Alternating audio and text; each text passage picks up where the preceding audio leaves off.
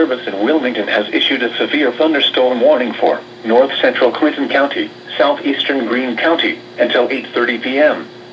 At 7:51 p.m., a severe thunderstorm was located near Xenia, moving east at 20 miles an hour. Hazard, 60 miles an hour wind gusts and quarter-size hail. Source, radar indicated. Impact, minor hail damage to vehicles is possible. Expect wind damage to trees and power lines. Locations impacted include Xenia, New Jasper, Bowersville, Port William, Pagersville, Bloomington, Lumberton, and Middleton Corner. This includes I-71 in Ohio between mile markers 53 and 60.